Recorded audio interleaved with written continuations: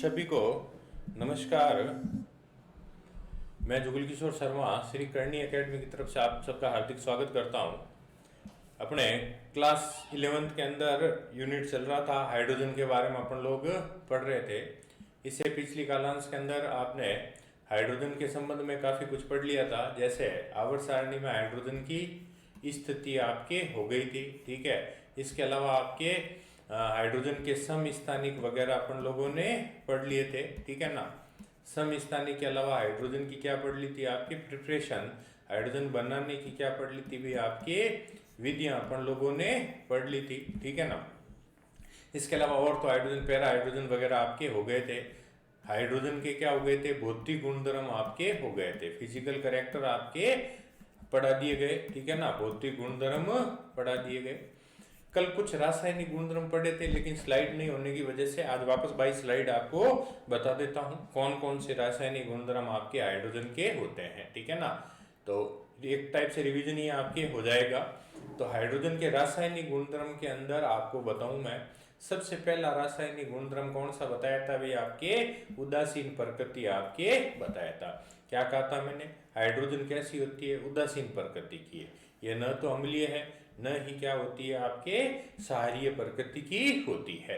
यानी ये न तो नीली लिटमस को लाल कर सकती है, न ही लाल को क्या कर सकती है, नीला कर सकती है। आगे बात, उदासीन है तो कोई प्रभाव लिटमस पत्र पर इसका नहीं पड़ता है। ठीक है ना, एक और ध्यान रखना अम्लीय और क्षारीय का। वैसे पीएच स्केल के संबंध में आप जानते ही हो, अगर किसी भी पदार्थ का पीएच 0 से 7 और 7 से 14, पीएच स्केल में टोटल कितने पाठ्यांक होते हैं, 14। पीएच 0 से 7 है तो वो आपके पदार्थ कैसी, अम्लीय प्रकृति का होता है। पीएच 7 से 14 होता है तो वो कैसी प्रकृति का होता है, क्षारीय। और जिसका पीएच 7 है वो क्या होता है, आपके उदासीन प्रकृति का आपके होता है। जैसे कहते हैं ना शुद्ध जल, शुद्ध जल क्या होता है भाई, उदासीन प्रकृति का आपके होता है। तो हाइड्रोजन भी कैसी प्रकृति की है, उदासीन प्रकृति की आपके होती है। कैसी प्रकृति की होती है, उदासीन प्रकृति की आपके होती है। ठीक है, दूसरी जो बता रहा हूं आपके, हाइड्रोजन की रिएक्शन विद मेटल्स, धातुओं के साथ अभिक्रिया। किसके साथ बता रहा हूं, धातुओं के साथ अभिक्रिया। तो हाइड्रोजन गैस धातुओं के साथ अभिक्रिया करके क्या बनाती है, धात्विक हाइड्राइड बना देती है।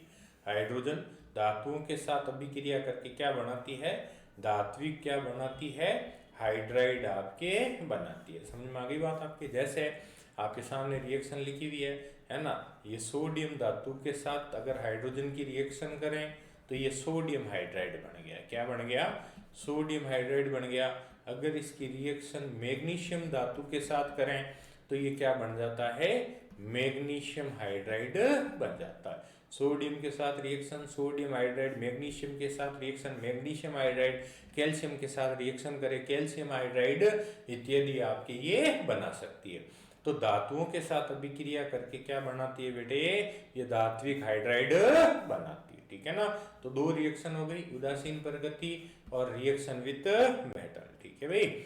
उसके बाद तीसरी जो रिएक्शन है वो है आपके अधातुओं के साथ। ये क्या है आपके, तीसरी रिएक्शन किसके साथ बता रहा हूं, आपके अधातुओं के साथ। ठीक है ना, तीसरी अभिक्रिया किसके साथ होगी, अधातुओं के साथ। अब देखो अधातुओं में 2-3 रिएक्शन बताई जाती है। ठीक है ना, जैसे अधातुओं में पहली आपके ऑक्सीजन के साथ अभिक्रिया, किसके साथ, रिएक्शन विद ऑक्सीजन। तो आप सब जानते हैं बेटे, हाइड्रोजन और ऑक्सीजन 2:1 में सहयोग करके क्या बनाती है, जल बनाती है। क्या बनाती है, जल बनता है। ठीक है ना, ये हाइड्रोजन रही, ये ऑक्सीजन रही, दोनों मिलकर क्या बना देते हैं, जल का अणु बना देते हैं। किसमें, एक अनुपात में, निश्चित अनुपात में। याद रखना 2:1 में हमेशा क्या करती है, सहयोग आपके करती है। ठीक है ना, इसी तरह से आपको मैं बताऊं, दूसरी जो होती है वो होती है हेलोजन के साथ अभिक्रिया। किसके साथ होती है, हेलोजन के साथ अभिक्रिया होती है आपके।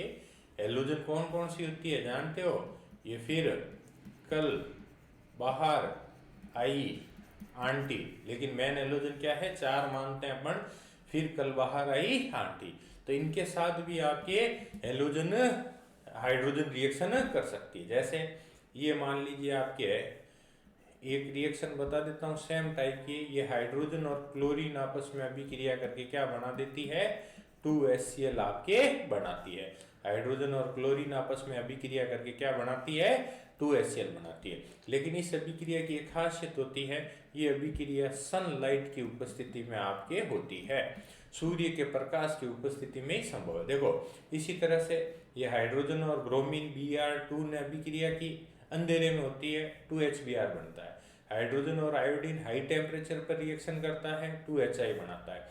हाइड्रोजन और फ्लोरीन ये भी उस ताप पर रिएक्शन करता है और क्या बनाता है? HF बनाता है। ये रिएक्शन जरूर याद रखना बेटे, ये आगे भी आपके आती है, ठीक है ना, अभिक्रिया की कोटि वगैरह पढ़ाते हैं उस समय। तो हेलोजन के साथ हाइड्रोजन अभिक्रिया करके क्या बनाता है भाई? आपके कंपाउंड बना सकते हैं। जैसे हाइड्रोजन ने Cl2 के साथ क्रिया की, हाइड्रोक्लोरिक अम्ल। इसी तरह से हाइड्रोजन ने ब्रोमीन के साथ अभिक्रिया की, क्या बना? 2HBr, हाइड्रोजन ब्रोमाइड, याद रखना, ठीक है। इसी तरह से ये हाइड्रोजन ने आपके आयोडीन के साथ अभिक्रिया की, ये क्या बनाया? 2HI, हाइड्रोजन आयोडाइड बनता है। इसी तरह से हाइड्रोजन ने फ्लोरीन के साथ अभिक्रिया की, क्या बनाया? 2HF, हाइड्रोजन फ्लोराइड आपके बनाता है। कंपाउंड सेम टाइप से बनते हैं आपके, ठीक है ना, लेकिन शर्तें सबकी क्या होती है? अलग अलग। तो ये दूसरी रिएक्शन किसके साथ हुई हुई? हेलोजन के साथ में। पहली उदासीन प्रकृति, दूसरी धातुओं के साथ, तीसरी क्या होगी? अधातुओं के साथ। अधातुओं में भी पहली ऑक्सीजन के साथ, दूसरी किसके साथ में बेटे? हेलोजन के साथ में। तीसरी जो इसकी रिएक्शन बताने जा रहा हूं आपके, तीसरी जो आपके हाइड्रोजन की रिएक्शन है, पढ़ कौन सी रहे? पढ़ ध्यान रखना, अधातुओं के साथ ही रहे। किसके साथ पढ़ रहे हैं अपन? अधातुओं के साथ पढ़ रहे हो। तो अधातुओं के साथ इसकी जो तीसरी है वो है नाइट्रोजन के साथ। ये सदाबहार रिएक्शन है, ध्यान रखना, नाइट्रोजन के साथ, ठीक है ना। तो नाइट्रोजन और हाइड्रोजन आपको बता देता हूं, एक निश्चित अनुपात में सहयोग करके, निश्चित अनुपात यानी ये 1:3 में सहयोग करती है। कितने में सहयोग करती है? 1:3 में सहयोग करती है। मैं रिएक्शन यहाँ वापस लिख देता हूँ, ये नाइट्रोजन और ये क्या है बेटे? हाइड्रोजन, ठीक है। अभिक्रिया करके क्या बनाती है? अमोनिया बनाती है। क्या बनाती है? अमोनिया। नाइट्रोजन और हाइड्रोजन ने अभिक्रिया करके क्या बनाया? अमोनिया आपके बनाया, ठीक है। अब ये जो अमोनिया का संश्लेषण है ना, इस विधि को अपन क्या कहते हैं बेटे? हेबर विधि कहते हैं। क्या कहते हैं इस विधि को? हेबर की विधि अपन लोग कहते हैं, ठीक है ना। अमोनिया का जो संश्लेषण होता है ना, वो हेबर विधि से होता है। याद है कल की क्लास में बताया था, अमोनिया का संश्लेषण हेबर विधि से। नाइट्रिक अम्ल का संश्लेषण कौन सी विधि से? रिमाइंड करो, देखें, ओसवाल्ड विधि से। कौन सी विधि से? ओसवाल्ड विधि से। और H2SO4 सल्फ्यूरिक एसिड का जो निर्माण होता है वो संपर्क विधि से। कौन सी विधि से? संपर्क विधि। तो यहाँ आप क्या बना रहे हो? अमोनिया बना रहे हो, तो विधि कौन सी है? हेबर विधि काम में आती है। अब देखो इसकी शर्तें, ठीक है ना। इसकी शर्तों में आपको बता देता हूं मैं क्या चीज चाहिए। यहाँ देखिए आप लोग, ये नाइट्रोजन 1:3 में सहयोग करके अमोनिया बना रही है। शर्त यह है, इसमें उत्प्रेरक के रूप में लो चूर्ण काम आता है। क्या काम आता है? उत्प्रेरक के रूप में क्या काम आता है भाई? लो चूर्ण आपके काम आता है। और उत्प्रेरक वर्धक के रूप में मोलिब्डेनम क्या काम आता है? मोलिब्डेनम। उत्प्रेरक तो क्या होता है? अभिक्रिया की क्रियाशीलता बढ़ाता है, और वर्धक जो होता है ना, वो उत्प्रेरक की क्रियाशीलता को बढ़ाता है। उत्प्रेरक का कार्य तो होता है रासायनिक अभिक्रिया के वेग को परिवर्तित करना, और वर्धक का काम होता है उत्प्रेरक की क्रियाशीलता को बढ़ाना, ठीक है ना। तो ये रिएक्शन आप ध्यान में रखें। ये होता है नाइट्रोजन की अभिक्रिया किसके साथ में? हाइड्रोजन के साथ में। 3 हो गई अधातुओं के साथ। चौथी जो बताने जा रहा हूं वो बता रहा हूं सल्फर के साथ। किसके साथ? सल्फर के साथ। तो सिंपल है, हाइड्रोजन सल्फर के साथ अभिक्रिया करके हाइड्रोजन सल्फाइड बनाती है। क्या बनाती है? Hydrogen sulphide. कल भी मैंने बताया था आपके, इसकी जो गंध होती है सड़े हुए अंडे के समान होती है। ये हाइड्रोजन बहुत सरल रिएक्शन है, ये सल्फर या गंधक हो गया, और ये क्या बन जाता है? H2S बन जाता है, ठीक है ना भाई। जिसकी गंध क्या है? सड़े हुए अंडे के समान होती है। मैंने कहा जब प्रयोगशाला में इसे बनाते हैं ना, तो पूरी स्कूल में पता चल जाता है कि आज H2S बनी है लैब के अंदर। इतनी खराब बदबू इसकी आपके होती है। और एक और बात बता दूं, H2S बनाने के लिए जिस उपकरण का उपयोग करते हैं ना, उसे क्रिप्स उपकरण कहते हैं। उसे किस नाम से जानते हैं? क्रिप्स उपकरण अपन लोग कहते हैं, ठीक है भाई। तो ये अधातुओं से कितनी हो गई भाई? अधातुओं से आपके 4 हो गई, ठीक है ना। अधातुओं में पहली किससे थी? आपके हाइड्रोजन की अभिक्रिया किससे करवाई आपने? ऑक्सीजन से करवाई। दूसरी कौन सी थी आपके? हेलोजन के साथ। अधातुओं में दूसरी अभिक्रिया किसके साथ? हेलोजन के साथ। तीसरी अभिक्रिया नाइट्रोजन के साथ। चौथी अभिक्रिया सल्फर के साथ। ठीक है भाई, तो ये रिएक्शन किसके साथ हो जाती है? अधातुओं के साथ में हो जाती है।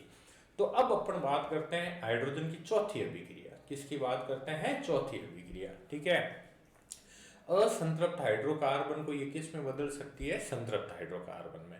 ठीक है ना। इसमें क्या होता है बेटे? हाइड्रोजनीकरण होता है। क्या होता है? हाइड्रोजन। और हाइड्रोजनीकरण शब्द का मतलब होता है, हमेशा ध्यान रखना, ये बेसिक जानकारी है, हाइड्रोजनीकरण का मतलब होता है हाइड्रोजन का जुड़ना। हाइड्रोजनीकरण का मतलब क्या होता है? H2 का जुड़ना। ठीक है ना। इसी तरह से एक शब्द आप केमिस्ट्री पढ़ोगे तो आपके सामने आएगा विहाइड्रोजनीकरण। कौन सा शब्द काम आएगा? विहाइड्रोजनीकरण आएगा। इसका मतलब होता है H2 का निष्कासन। H2 का क्या होता है? निष्कासन। यानी इसमें H2 क्या होती है बेटे? निकलती है। हाइड्रोजनीकरण में हाइड्रोजन जुड़ती है, विहाइड्रोजनीकरण में हाइड्रोजन निकलती है। तो अपन क्या पढ़ रहे हैं भाई? हाइड्रोजनीकरण पढ़ रहे हैं। जैसे ये आपकी एल्कीन है, इसमें हाइड्रोजन जोड़ दो तो ये एल्केन बन जाएगी। क्या बन जाएगी? एल्केन। ठीक है ना। आपके CH2, ये आपका डबल बॉन्ड CH2 है, इसमें ये आपने हाइड्रोजन जोड़ दो। जोड़ दिया, क्या किया? एक इसके साथ और एक इसके साथ, तो ये बन गया CH3, सिंगल बॉन्ड CH3। याद है, ये तो था एथीन। ठीक है, और ये क्या बन गया? एथेन। क्या बन गया? एथेन आपके बन जाता। ठीक है ना, हाइड्रोजन जुड़ गई।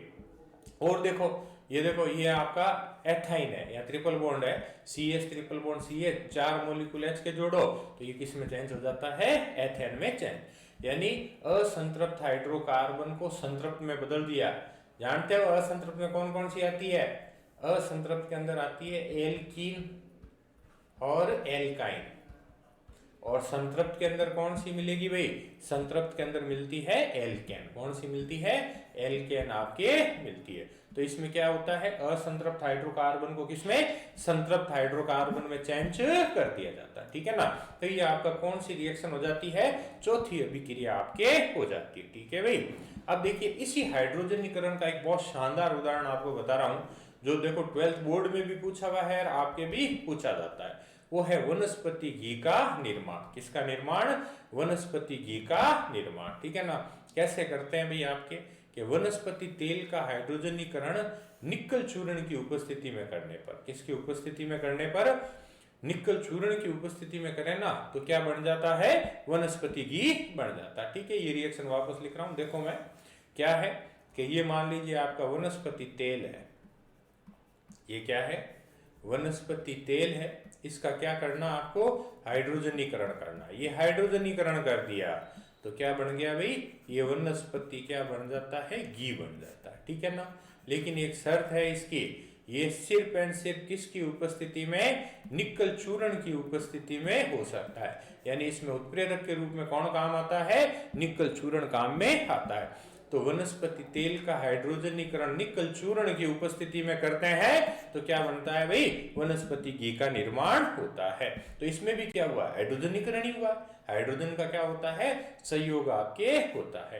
तो ये कहलाता है वनस्पति घी का निर्माण। तो कितनी अभिक्रियाएं हो गई भाई? 4 अभिक्रिया। पहली, मैं बार बार बोल रहा हूं, पहली उदासीन प्रकृति, दूसरी अधातुओं के साथ, तीसरी धातुओं के साथ, धातुओं में भी कितनी? 4 के साथ। ठीक है, फिर असंतृप्त हाइड्रोकार्बन का संतृप्त हाइड्रोकार्बन में परिवर्तन। ठीक है भाई।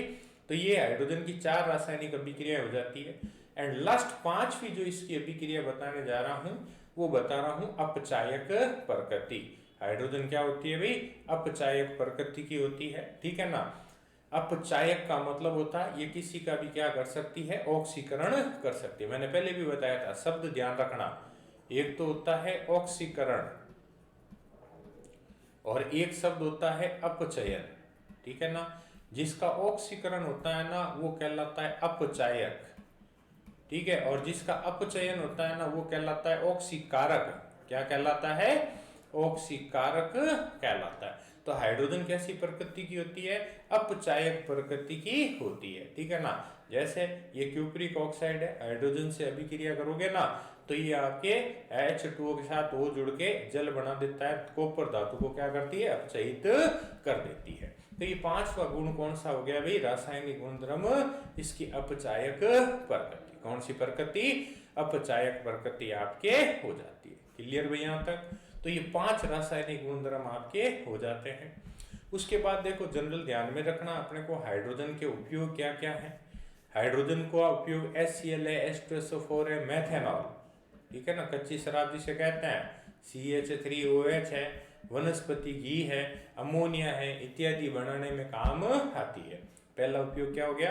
हाइड्रोजन HCl बना सकती है, इससे H2SO4 बना सकते हैं, मेथेनॉल बना सकते हैं, वनस्पति घी है, अमोनिया है ना। ये सारी रिएक्शन पढ़ी है, अभी पढ़ा आपने अमोनिया का निर्माण कौन सी विधि बताई थी? हेबर विधि। कौन सी विधि से होता है? हेबर विधि से अपन इसका निर्माण कर सकते हैं।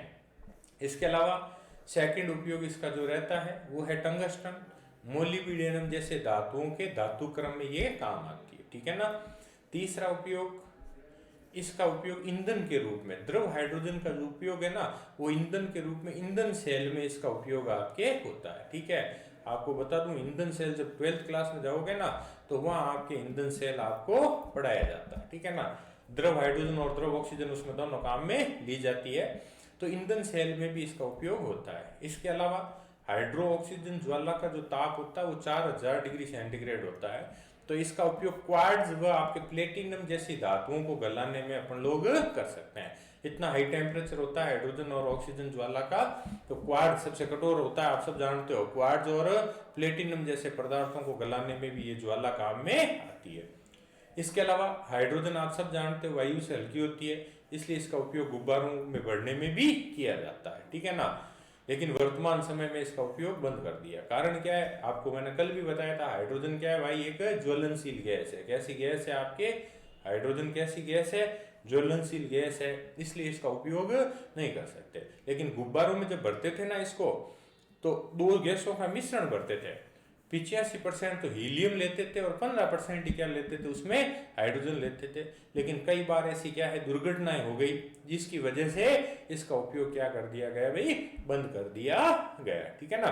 तो याद रखना, पूछ भी लेवे तो गुब्बारों में भरने में कौन कौन सा मिश्रण आता है? हीलियम और हाइड्रोजन का मिश्रण आता है 85-15, ठीक है ना। 85% हीलियम होती है और 15% क्या लेते हैं भाई? हाइड्रोजन अपन लेते हैं। तो ये होते हैं आपके हाइड्रोजन के उपयोग, ठीक है ना। कितने? 4-5 उपयोग आपको बता दिए गए, ठीक है ना। तो ये जनरल उपयोग ध्यान में रखें। अब देखिए उसके बाद मैं आपको बताऊं, उपयोग के बाद एक टॉपिक आता है अपने पास में, हाइड्राइड्स। क्या आता है? हाइड्राइड्स आपके आता है। शायद इस बार सिलेबस से हटा दिया, लेकिन मैं फिर भी आपको ये बताना चाहूंगा क्योंकि ये जगह जगह क्या होता है आपके काम आता है। अब हाइड्राइड कहते किसे हैं अपन लोग? आपको जानकारी के लिए मैं बता देता हूं कि जब हाइड्रोजन है ना भाई, उत्कृष्ट गैसों को छोड़कर, किसको छोड़कर? उत्कृष्ट गैसों को छोड़कर, अक्रिय गैसें कह सकते हैं, नोबल गैसें कह सकते हैं, उत्कृष्ट गैस, या इन्हें क्या कह सकते हैं? अक्रिय गैस भी कह सकते हैं, या इन्हें क्या है? नोबल गैस भी अपन लोग कह सकते हैं, ठीक है ना।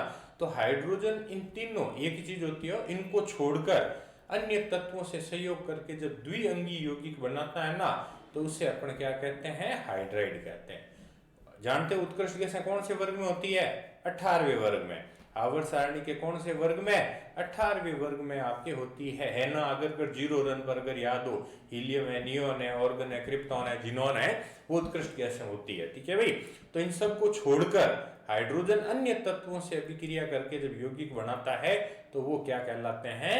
हाइड्राइड कहलाते हैं। क्या कहलाते हैं? हाइड्राइड। अब देखो आपको जानकारी के लिए बता देता हूं, ये जो हाइड्राइड होते हैं ये 3 तरह के होते हैं। पहला होता है सहसंयोजी हाइड्राइड, दूसरा होता है आयनिक हाइड्राइड और तीसरा होता है धात्विक या अंतराकाशीय हाइड्राइड। कितने तरह के? 3 तरह के। पहला कौन सा? सहसंयोजी हाइड्राइड, दूसरा कौन सा? आयनिक हाइड्राइड और तीसरा कौन सा? धात्विक या अंतराकाशीय हाइड्राइड आपके होता है। समझ गए बात को यहाँ तक? अब इसमें जो सहसंयोजी हाइड्राइड है ना, ये खुद आगे 3 प्रकार का होता है। सहसंयोजी हाइड्राइड खुद कितने? 3। कौन कौन सा? इलेक्ट्रॉन न्यून, इलेक्ट्रॉन परिशुद्ध और इलेक्ट्रॉन समृद्ध हाइड्राइड। सहसंयोजी हाइड्राइड खुद कितने प्रकार का? 3, इलेक्ट्रॉन न्यून, परिशुद्ध और समृद्ध। तो आज अपन जो सबसे पहले शुरू करने जा रहे हैं वो कौन सा शुरू कर रहे हैं भाई? सहसंयोजी हाइड्राइड अपन लोग पढ़ रहे हैं। कौन सा पढ़ रहे हैं? सहसंयोजी हाइड्रोजन हाइड्राइड। ठीक है, क्या परिभाषा होती है हाइड्राइड की? अब एक और ध्यान रखना, देखो आवर्त सारणी में कितने भाग होते हैं? 4, S block, P block, D block और एफ ब्लॉक। इसके आधार पर सारी परिभाषाएं आएगी। कितने कितने? एस, पी, डी और एफ। आप सब जानते हैं एस में कितने? 2 भाग, पी में कितने? 6, डी में कितने? 10 और एफ में कितने पार्ट्स होते हैं? 14 ब्लॉक टोटल आपके होते हैं। ठीक है ना। वैसे आपके 11th के कोर्स में एस और पी दोनों हैं। ठीक है ना। आपको एस ब्लॉक भी पढ़ना है, पी ब्लॉक भी पढ़ना है, और डी और एफ जो है वो 12th क्लास के अंदर है। और 12th में पी भी हो, ऐसी बात नहीं है। पी के जो भाग होते हैं ना, आधे भाग अपने आधे 12th में है। तो आज अपने पास जो शुरू कर रहे हैं वो कौन सा है? सहसंयोजी हाइड्राइड। किसके आधार पर? इन आवर्त सारणी के वर्गों के आधार पर। कि जब हाइड्रोजन पी ब्लॉक के तत्वों से अभिक्रिया करे, किससे क्रिया करके? पी ब्लॉक के तत्वों से अभिक्रिया करके हाइड्राइड बनाए ना, तो वो हाइड्राइड कौन से होते हैं भाई? सहसंयोजी हाइड्राइड होते हैं। हाइड्रोजन किससे? पी ब्लॉक के एलिमेंट से अभिक्रिया करके हाइड्राइड बनाए तो वो कौन से होते हैं बेटे? सहसंयोजी हाइड्राइड होते हैं। ये इसकी परिभाषा है कि हाइड्रोजन कौन से ब्लॉक के तत्वों से अभिक्रिया करे? पी ब्लॉक के तत्वों से अभिक्रिया करके हाइड्राइड बनाए तो वो कौन से होते हैं? सहसंयोजी हाइड्राइड आपके होते हैं। अब बताया था आपको कि सहसंयोजी हाइड्राइड खुद आगे कितने? 3 प्रकार के। कितने प्रकार के? 3 प्रकार के। ठीक है ना। अब पी ब्लॉक में भी 18वें वर्ग को छोड़ के, इसको छोड़ के 18वें को छोड़ के, क्यों 18वें को क्यों छोड़ा? कि अभी मैंने पहले ही कहा था 18वें में कौन सी रखी हुई है? उत्कृष्ट गैस।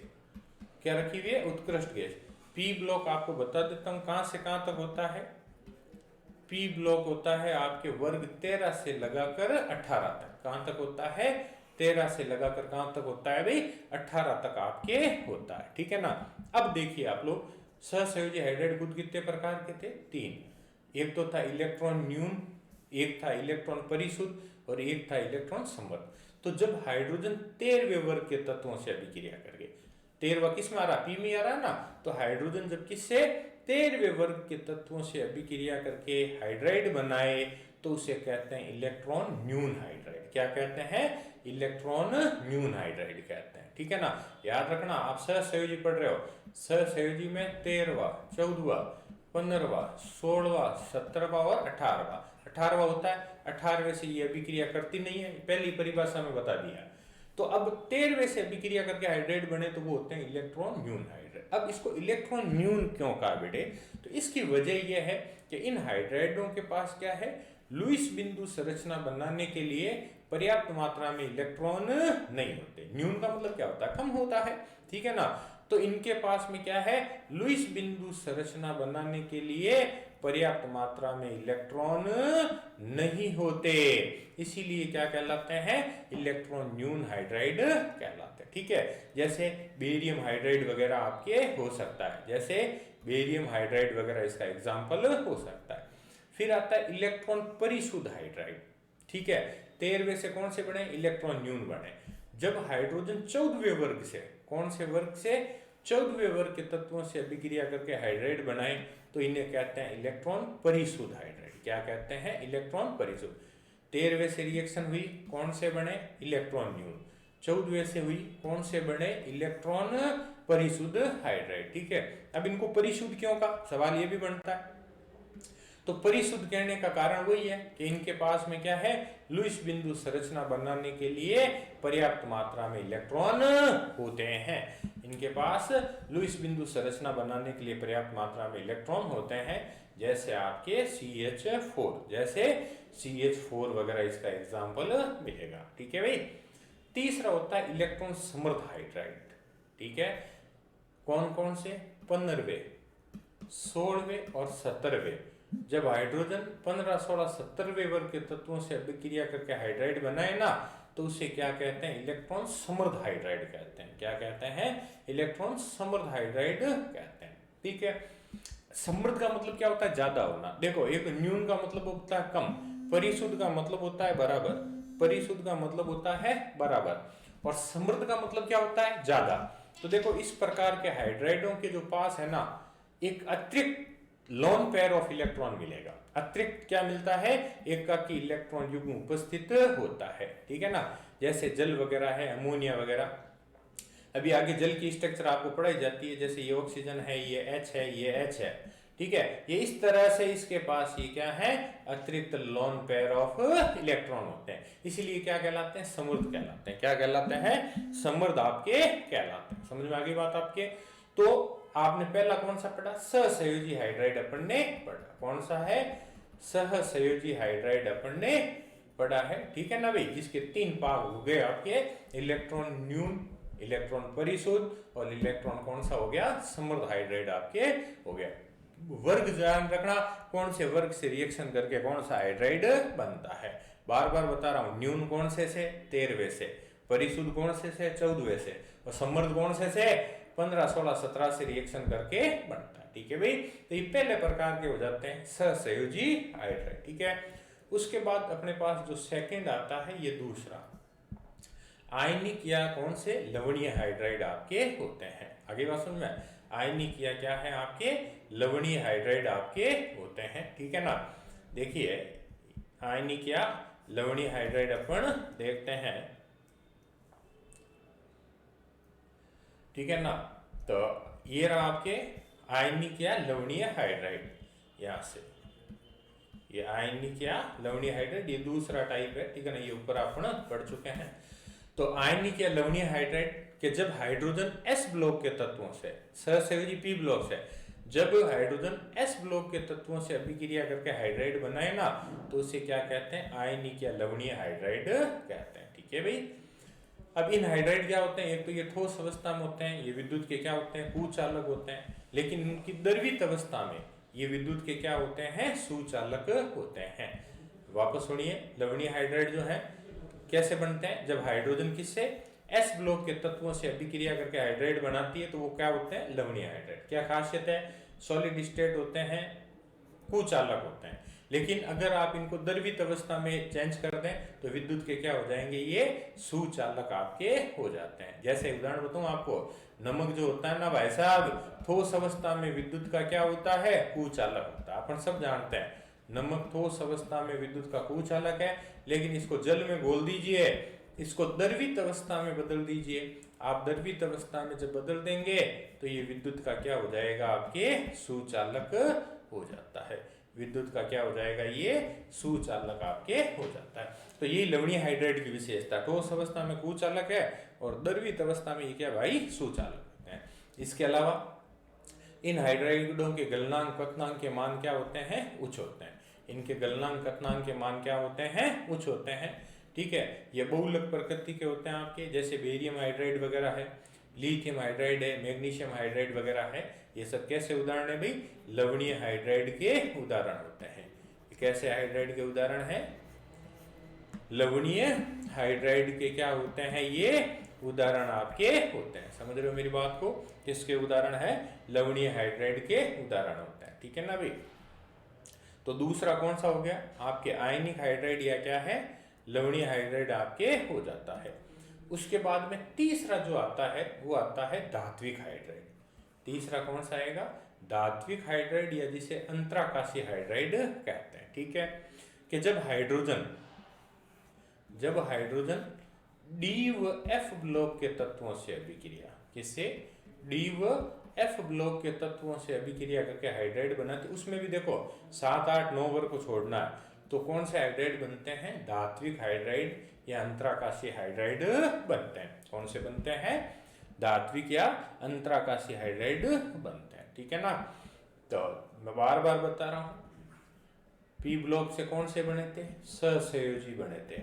S ब्लॉक से कौन से बने थे आपके, आयनिक बने थे। कौन से बने थे, आयनिक बने थे। और D और F से कौन से बनते हैं भाई, धात्विक या अंतराकाशीय हाइड्राइड। अब देखो एक शब्द आया है इसमें बेटे, अंतराकाशीय हाइड्राइड। क्या मतलब है इसका, कि इस प्रकार के जो हाइड्राइड होते हैं ना, ये इस वर्ग की जो धातुएं होती हैं उनके बीच में क्या होते हैं, छोटे छोटे रिक्त स्थान। जैसे कोई भी धातु है, जैसे ये लिथियम है, उसके बीच में क्या होता है, ये जगह होती है खाली, उसमें क्या होता है, हाइड्रोजन जाकर समा जाती है, ठीक है ना।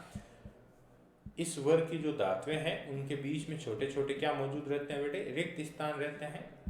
उसके बीच में जाकर हाइड्रोजन चली जाती है, इसीलिए अपन इसे क्या कहते हैं, अंतराकाशी हाइड्राइड के नाम से जानते हैं। क्या कहते हैं, अंतराकाशी हाइड्राइड अपन लोग कहते हैं। तो इस तरह से ये 3 तरह के आपके हाइड्राइड पूरे हो गए। पहला कौन सा, सहसंयोजी हाइड्राइड, जिसमें कितने प्रकार थे, 3 प्रकार थे आपके।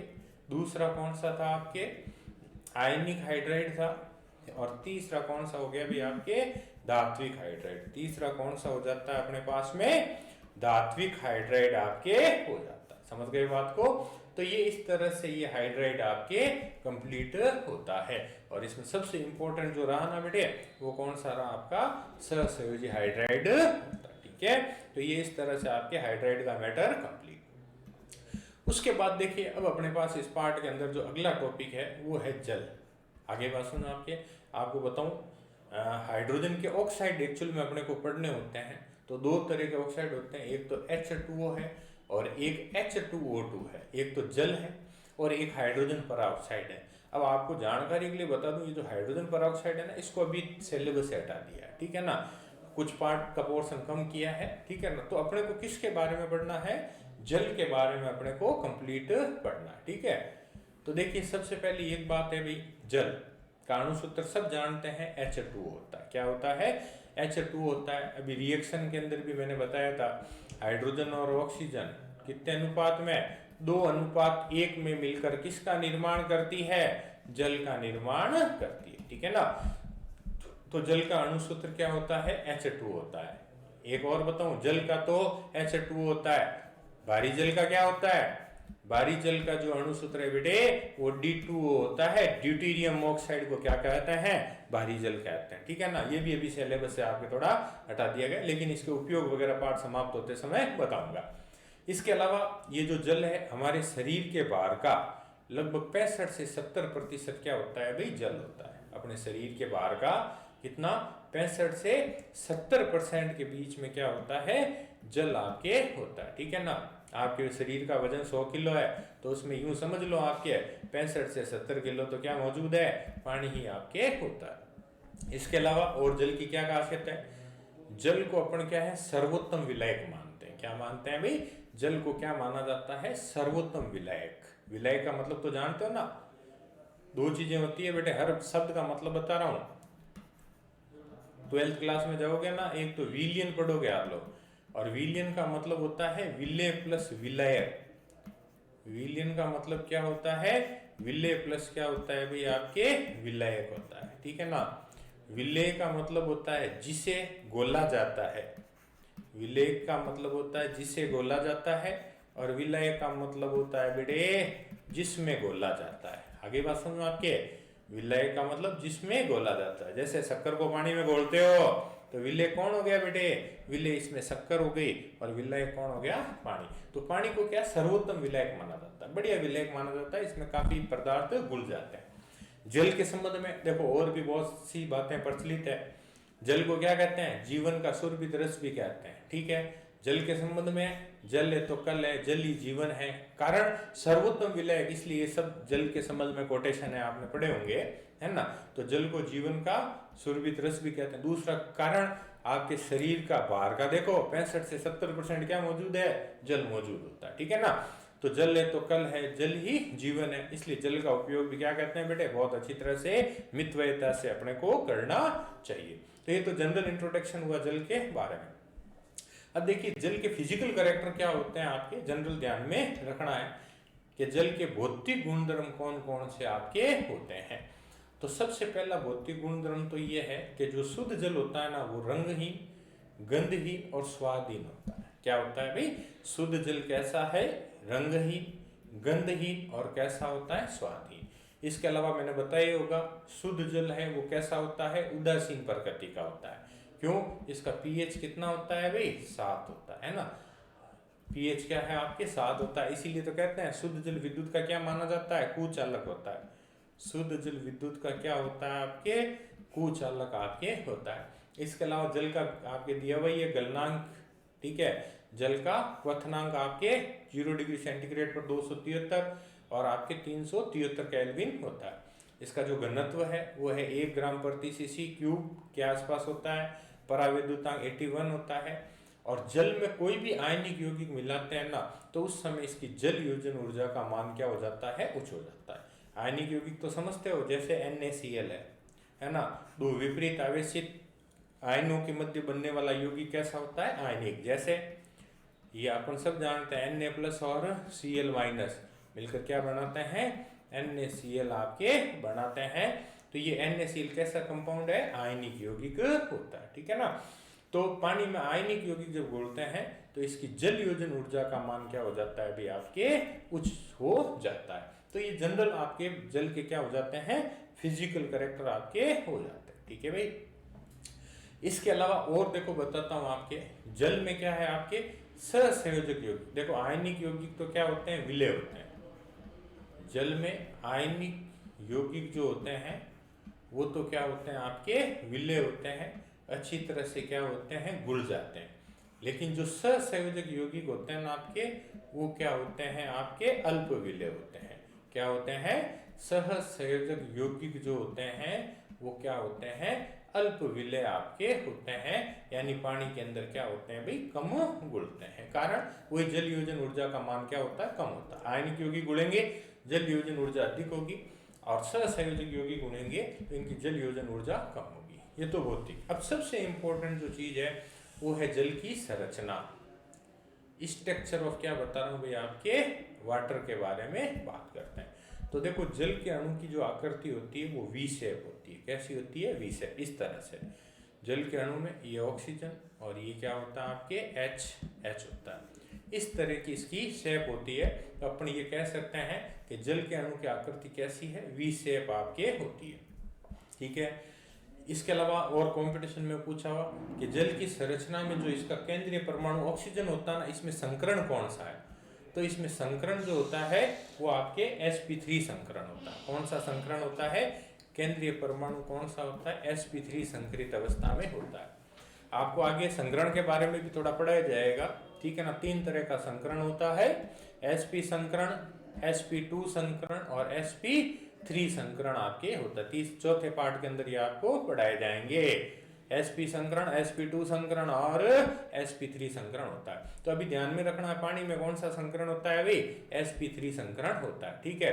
अब sp3 संकरण है तो बॉन्ड एंगल कितना होता है, इसमें बंध कोण कितना होता है, 104.5 डिग्री, ठीक है ना। ये बंध कितना होता है, 104.5 डिग्री के आसपास होता है, ठीक है। इसके अलावा ऑक्सीजन और हाइड्रोजन के बीच की जो बंध दूरी है वो कितनी होती है, वो होती है 95.7 pm। ये जो दूरी है ना, ये वाली, ये कितनी होती है, 95.7 पिकोमीटर के आसपास होती है, ठीक है ना। और देखिए जल की संरचना में 2 लोन पेयर ऑफ इलेक्ट्रॉन होते हैं, 2 एकाकी इलेक्ट्रॉन युग्म होते हैं। अभी मैंने स्ट्रक्चर में बताया होगा, ये आपकी जल की संरचना में 2 लोन पेयर ऑफ इलेक्ट्रॉन होते हैं। तो ये सारे पॉइंट अपने आप में मायने रखते हैं। जल की आकृति कैसी होती है, वी शेप। जल में संकरण कौन सा होता है, sp3। बॉन्ड एंगल कितना होता है, 104.5 डिग्री, ठीक है। और ऑक्सीजन और हाइड्रोजन की बंध दूरी कितनी होती है, 95.7, ठीक है। और लोन पेयर ऑफ इलेक्ट्रॉन कितने होते हैं, 2 होते हैं। कितने होते हैं, ये जो बनाया ना अपन ने, ये Lp है भाई। Lp का मतलब लोन पेयर ऑफ इलेक्ट्रॉन आपके होता है, ठीक है। उसके बाद में और अपन देखें, देखो जल की संरचना के अंदर आपको बताऊं मैं कि ऑक्सीजन जो परमाणु होता है ना, इस पर आंशिक ऋणावेश होता है। इस तरह से ये ऑक्सीजन है, ये हाइड्रोजन है, ये हाइड्रोजन है।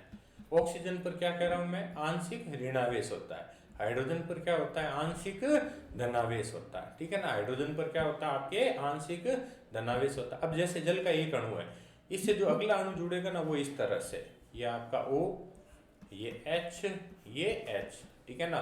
इस पे आंशिक ऋणावेश, इस पे आंशिक आपके, ये ऑक्सीजन पर आंशिक ऋणावेश और हाइड्रोजन पर आंशिक धनावेश, ठीक है ना। ये जल का एक अणु है, ये जल का दूसरा अणु है। ये दोनों देखो, ये बीच में जो डॉट डॉट डॉट बताया ना भाई, ये कौन सा बंध होता है, ये आपके हाइड्रोजन बॉन्ड होता है। कौन सा बॉन्ड होता है, हाइड्रोजन बंध आपके होता है। समझ आ गई बात। तो जल का एक अणु दूसरे अणु से किसके द्वारा, एक हाइड्रोजन बंध के द्वारा जुड़ता है, और इस तरह से जल के अनेक अणु आपस में जुड़कर एक गुच्छे के समान रचना बनाते हैं। क्या बनाते हैं भाई, जल के अन्य अणु आपस में जुड़कर एक गुच्छे के समान रचना बनाते हैं, जिसे अपन क्या कहते हैं, जल अणुपुंज कहते हैं। क्या कहते हैं, जल अणुपुंज अपन लोग कहते हैं। समझे बात को? तो ये क्या कहलाता है, जल अणुपुंज। तो जल के जितने भी छोटे पॉइंट जो बताए, ये जल की स्ट्रक्चर वगैरह बताई, ये आपको अच्छी तरह से ध्यान में रखनी है, ठीक है ना। उसके बाद देखो, जल का एक और रूप है बर्फ की संरचना। किसकी संरचना भाई? बर्फ की संरचना आपको बता रहा हूं। तो जल जो ठोस अवस्था में होता है उस समय क्या होता है, बर्फ होता है।